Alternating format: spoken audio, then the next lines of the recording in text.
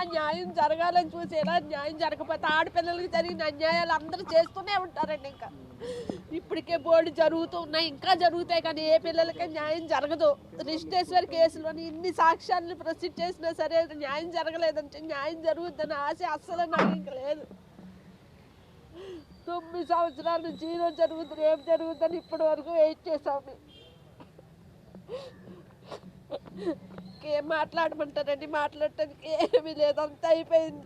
ఏమనండి ఆలోచించి చెప్తా ఉంటే హైకోర్టుకి వెళ్ళి ఓపిక డబ్బులు ఖర్చు పెట్టే ఓపిక నా దగ్గర అయితే లేదని, మా ఆరోగ్యం కూడా అసలు సహకరించట్లేదు. దాన్ని కూడా చూసుకోవాలి కదా, మనకు ఓపిక ఉండాలి. తర్వాత ఆలోచించి చెప్తా ఉండి ఇంకెందుకంటే అనవసరం, ఇంకా ఆ కోర్టులను వెళ్ళి అదే చెప్పాను అనుకోండి, ఇంకెక్కడికి వెళ్తాం? ఏమంటప్పుడు ఆలోచించి చెప్తా ఉండి ఇప్పుడు నా మైండ్ అసలు పని చేయట్లేదు. ఇప్పుడు రాకపోతే సమాజంలో ఇలాంటి మహిళల మీద, ఆడపిల్లల మీద జరిగేటటువంటి అక్రమాలు, అన్యాయాలని అరికట్టవలసిన బాధ్యత కూడా న్యాయస్థానాల మీద, సమాజం మీద, ప్రజల మీద ఉన్నది. అందుకు తగినటువంటి దోహదపడే విధంగా ఈ జడ్జిమెంట్ రాలేదు. ఆ విధంగా వచ్చే విధంగా హైకోర్టు కూడా ప్రయత్నం చేస్తామని ఈ సందర్భంగా ప్రజానీకానికి తెలియజేస్తామన్నాం. ముద్దాయిలు ఎవరు ఏ విధంగా వేధించారో, ఇబ్బందులు పెట్టారో, మానసిక వ్యధకి ఇక బ్రతకటమే అవసరం లేదనుకునే ఒక నిర్ధారణకి రిజిస్ట్రేషన్ రావడానికి ఎవరెవరు ఏ విధంగా ప్రోద్బలం చేశారో అందులో డైరీలో చాలా స్పష్టంగా చెప్పడం జరిగింది. అలాగే తాను తన తల్లిదండ్రులకి, తండ్రికి, తల్లికి ఫోన్ ద్వారాను, నోటి మాటల ద్వారాను అనేక సందర్భాల్లో ఎవరెవరు ఏ విధంగా తనను వేధించారో, బాధలకు గురి చేశారో స్పష్టంగా చెబుతూ వచ్చింది. ఆ చెప్పిన విషయాలు కూడా తల్లిదండ్రులు ఇద్దరు కూడా కోర్టులో న్యాయస్థానం ఎదుట తాను స్పష్టంగా చెప్పారు. వాళ్ళ వాంగ్మూలాలు ఇచ్చారు, పోలీసుకి కూడా చెప్పారు, వాంగ్మూలాలు కూడా ఇచ్చారు. అలాగే తన తోటి విద్యార్థులు ఎవరైతే ఉన్నారో, క్లాస్మేట్స్ కానివ్వండి, సీనియర్లు కానివ్వండి, వాళ్ళు కూడా ఏ విధంగా రిజిస్ట్రేషన్ను ఎవరెవరు ఏ విధంగా ఇబ్బందులు పెట్టారో, ఎవరెవరు హెరాస్మెంట్కి గురి చేశారో, సెక్చువల్ హెరాస్మెంట్కి, అలాగే ప్రేరేపణకి, జీవితం మీద విరక్తి కలిగేటటువంటి స్థితికి ఎవరెవరు ఏ విధంగా కారకులయ్యారో ఆ విషయాలు కూడా స్పష్టంగా చెప్పారు.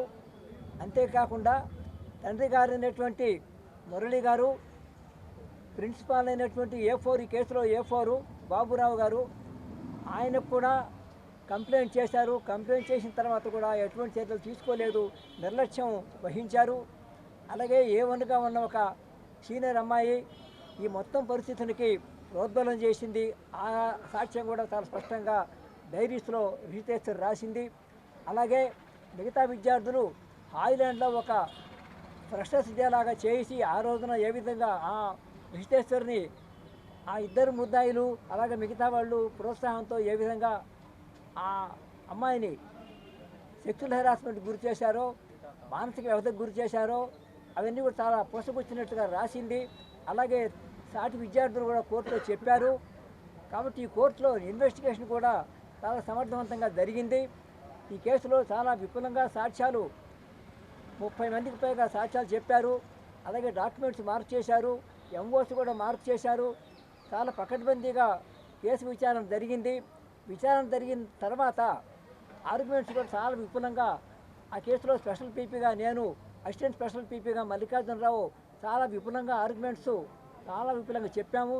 అందుకు అవసరమైనటువంటి సుప్రీంకోర్టు, హైకోర్టు జడ్జిమెంట్స్ కూడా ఉదహరించాము. ఇవన్నీ కూడా చేశాము.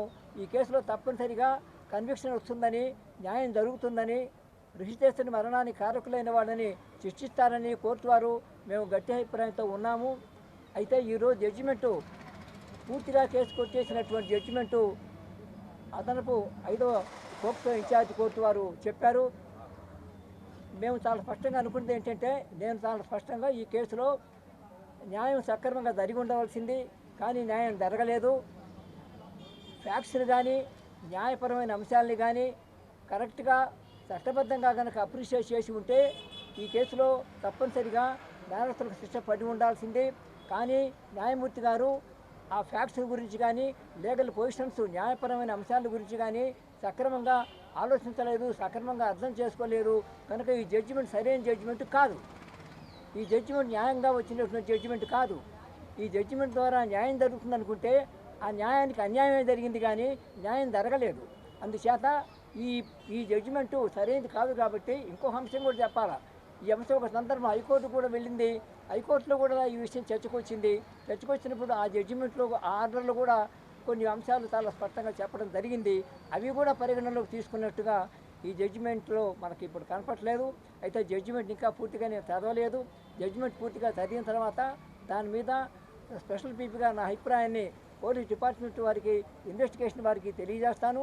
అలాగే కుటుంబ సభ్యులు కూడా నేను తెలియజేస్తాను. ఈ కేసులో న్యాయం జరగడానికి అవకాశాలు ఉన్నాయి. నేరస్తులు శిక్షలు భరించడానికి తగినటువంటి కారణాలు, తగిన ఫ్యాక్ట్స్, లీగల్ పొజిషన్స్ అన్నీ ఉన్నాయి.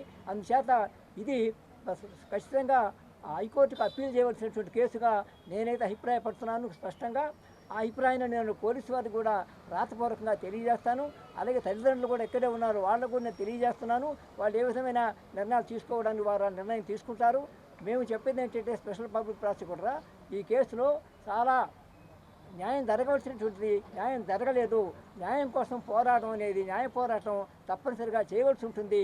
అటు పోలీసుల మీద కూడా బాధ్యత ఉంది, అటు తల్లిదండ్రులు కూడా వాళ్ళు నిర్ణయించుకొని ఆ కర్తవ్యం వాళ్ళు నిర్వహించుకోవాల్సి ఉంటుంది. ఒక పబ్లిక్ ప్రాసిక్యూటర్గా ఈ కేసులో నేను చాలా స్పష్టంగా చెప్పేది ఏంటంటే ఫ్యాక్ట్స్ ఉన్నాయి, లీగల్ పొజిషన్స్ ఉన్నాయి, ఎవిడెన్స్ ఉంది, తగిన సాక్ష్యాధారాలు ఉన్నాయి. అన్నీ ఉన్నప్పటికీ తగిన అప్రిషియేషన్ సక్రమంగా న్యాయమూర్తిగా చేయలేదు. తగిన విధంగా అప్రిషియేట్ చేయకుండా, దాన్ని అర్థం చేసుకోకుండా ఈ కేసును పూర్తిగా కొట్టివేయడం అనేది ఇది సరైన జడ్జిమెంట్ కాదు. ఈ జడ్జిమెంటు లో తగినట్టు న్యాయం జరగలేదు. కాబట్టి న్యాయం కోసం అనివార్యంగా ఈ జడ్జిమెంట్ మీద హైకోర్టుకు అప్పీల్ చేయడం అనేది అనివార్యం అవుతుంది. అప్పీల్ చేయడం జరుగుతుంది. ఆ విధంగా అటు పోలీసు వారికి, ఇటు తల్లిదండ్రులు కూడా నేను స్పెషల్ ప్రాసిక్యూటర్గా వారికి సలహా ఇస్తున్నాను. అప్పీల్ జరుగుతుందని నేను ప్రధానికానికి తెలియజేస్తున్నాను. విశ్వవిద్యాలయంలో ఆర్కిటెక్చర్ చదువుతున్నటువంటి విద్యార్థిని మొండి రిషితేశ్వరి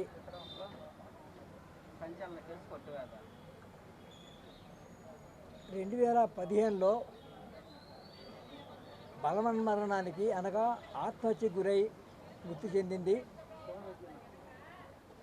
ఆత్మహత్యకు సంబంధించినటువంటి ప్రోత్సాహం చేసినటువంటి, ప్రేరేపణ చేసినటువంటి, అందుకు కారకులైనటువంటి వాళ్ళు ఎవరైతే ఉన్నారో వాళ్ళ విషయంలో కేసు ఇన్వెస్టిగేషన్ చేసిన తర్వాత ఛార్జ్షీట్ ఫైల్ చేశారు.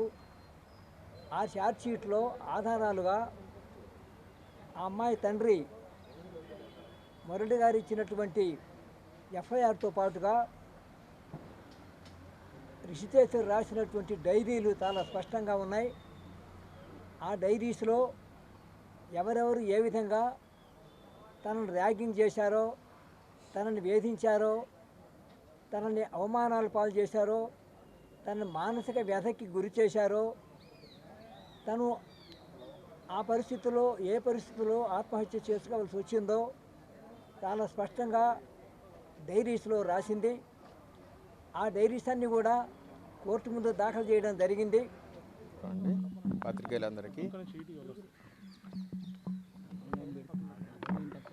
పాత్రికేయులందరికీ నమస్కారం. ఈ కేసు ఎంత సెన్సేషనల్ అందరికీ తెలుసు. సెన్సేషనల్ కాదండి, సెన్సేషనల్ చేశారు ఈ కేసుని. ఇది నార్మల్ సూసైడల్ కేసుని స్వప్రయోజనాల కోసం ఈ కేసులో అసలు ఏ సంబంధం లేని ఒక అమాయకులైన ముద్దాయిలుగా చేసి, వాళ్ళు చాలా మెరిట్ స్టూడెంట్స్ కాలేజీలో, entire case of prosecution record ప్రకారమే దీని ప్రకారమే వీళ్ళకి సంబంధం లేదనే చెప్తూ వీళ్ళని అన్యాయంగా ఇరికిచ్చి ఆ రోజునాడు చేతులు దులుపుకున్నారు. పైగా దీన్ని పొలిటికల్ ఇష్యూ చేసి కుల సంఘాలని, ప్రజా సంఘాలని రకరకాలుగా వేధించి తిని 9 సంవత్సరాల నుంచి ఏ నేరం చేయని వీళ్ళు ఎంత మనోవేదన అనుభవించారో అందరికీ తెలియాలి. అది వాళ్ళు కోల్పోయింది ఈరోజు ఎవరు తిరిగి ఇవ్వగలరు? అసలు ముద్దాయిల్ని తప్పించారు ఈ కేసులో. అసలు ముద్దాయిల్ని ఎవరైతే ఈ అమ్మాయి చావుకి కారణం ఉన్నారో వాళ్ళని సాక్షులుగా పెట్టారు ఈ కేసులో. ఆశ్చర్యకరమైన విషయం ఏంటంటే A3 ఉన్నాడు, LW3 ఉన్నాడు, PW3 ఎగ్జామిన్ చేశారు. అతనే ఈ అమ్మాయి చనిపోయే వరకు చివరి వరకు లాస్ట్ బ్రీత్ వరకు అతను ఈ అమ్మాయితో ఫోన్లో మాట్లాడటం, టెక్స్ట్ మెసేజ్లు చేయటం, హెరాస్ చేయటం, టోటల్లీ రికార్డెడ్ ఎవిడెన్స్ అండి అది. It was elicited before the court the truth.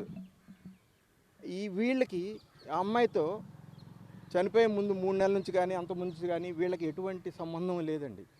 వీళ్ళ అమ్మాయితో మాట్లాడటం కానీ వీళ్ళ అమ్మాయితో టెక్స్ట్ మెసేజ్ చేయటం కానీ ఏమీ లేదు. అమ్మాయి చనిపోయిన రోజు కూడా వీళ్ళకి కాలేజీలో లేరు. ఇది స్వప్రయోజనాల కోసం ఆ రోజు నాడు తెలుగుదేశం ప్రభుత్వం గవర్నమెంట్ ఉంది, రూలింగ్లో ఉంది.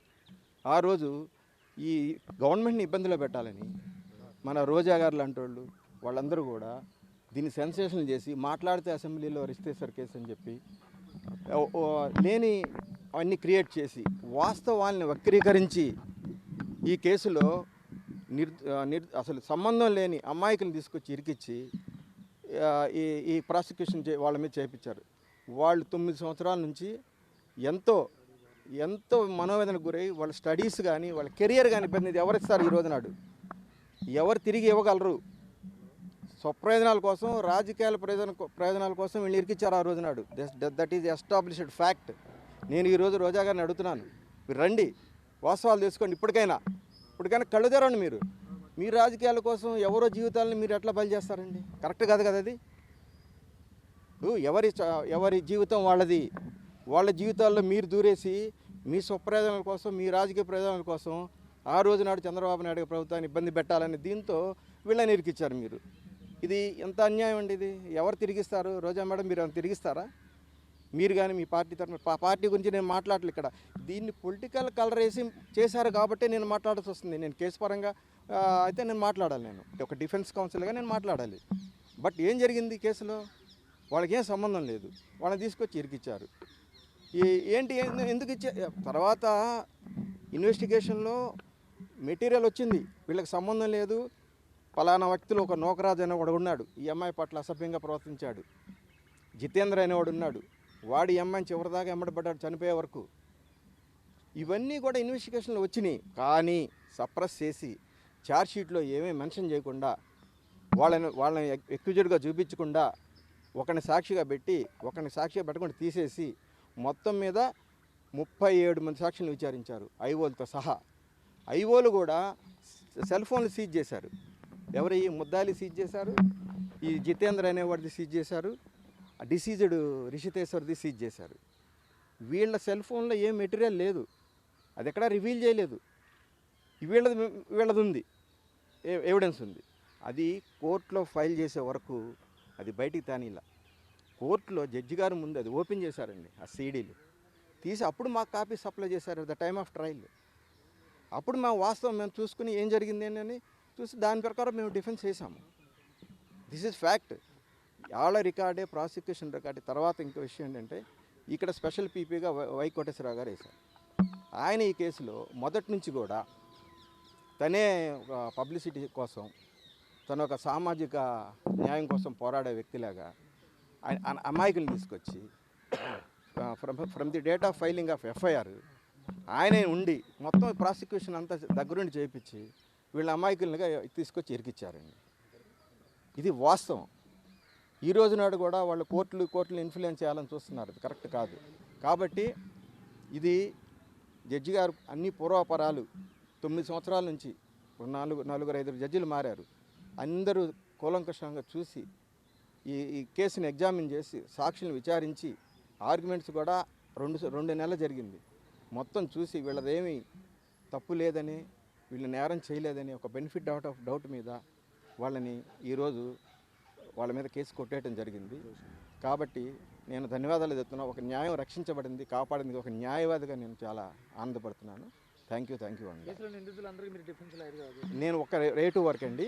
A1కి వచ్చి గరికపాటి కృష్ణారావు గారు, A3కి వచ్చి బీరం సాయిబాబు గారు, A4కి వచ్చి సాయి మోహన్ రావు గారు, హీస్ ఫ్రమ్ మచిలీపట్నం. 4 చేసాం, ఒక్కొక్కరికి ఒక్కొక్క కౌన్సిల్. సో ఇప్పటికైనా అందరు నేను కొట్టే కోరుకుంటున్నా, ఏదైనా ఇన్సిడెంట్ జరిగినప్పుడు ఏ పొలిటికల్ పార్టీ అయినా ఏ ప్రైవేట్ ఇండివిజువల్స్ అయినా వాస్తవం తెలుసుకుని మీరు పోరాడని అంటున్నా నేను. ఇప్పుడు అన్యాయంగా వాళ్ళు 9 సంవత్సరాలు వాళ్ళు బలైపోయారు. నా పేరు మహతి శంకర్, నేను ex PP senior advocate, Guntur bar association. మరిన్ని వీడియోస్ కోసం ఛానల్ ని సబ్స్క్రైబ్ చేయండి. లేటెస్ట్ అప్డేట్స్ కోసం వాట్సాప్ ఛానల్ ని ఫాలో అవ్వండి. ఆ లింక్ డిస్క్రిప్షన్ లో ఉంది.